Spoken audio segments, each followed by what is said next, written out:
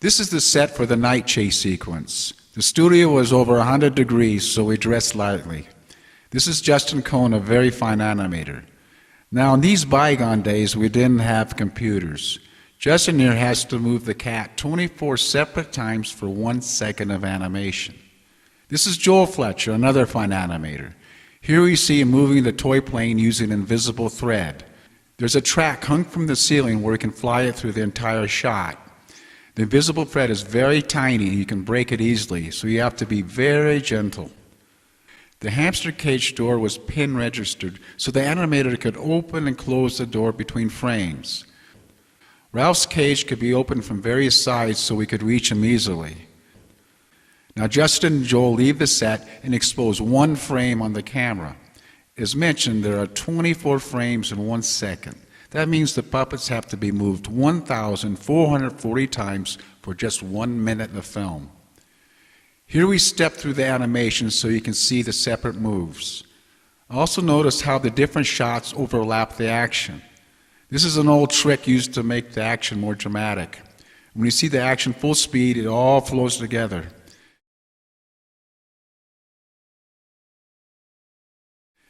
This is the shot we saw Justin and Joel animating. The entire night chase sequence took almost a month to animate.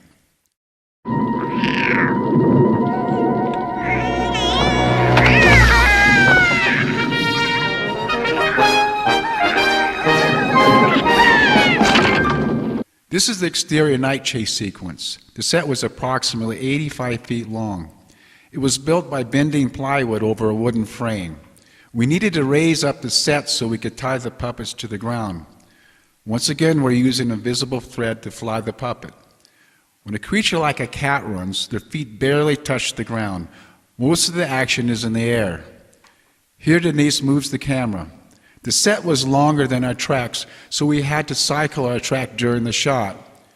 We built special rigs to fly the puppets. The cat was moving approximately 6 inches per frame. That's about 12 feet in 1 second. The big moves and speed made it necessary to use a trick where we passed a tree.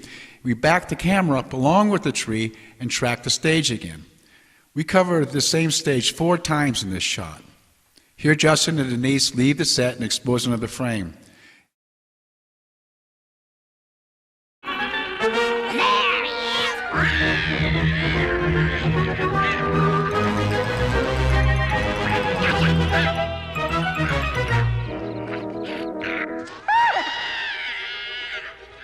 Here we see Gail Addison, another fine animator, animating the last shot in the film.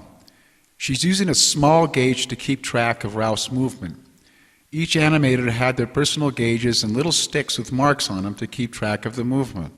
Notice how careful she is. If she knocks down the puppet, she starts over. Stop motion is a performance art. You start at frame 1 and go through the entire shot. If you make a mistake, you start over. Well, time for another frame. Right down the hall, make a right turn there. Mm-hmm.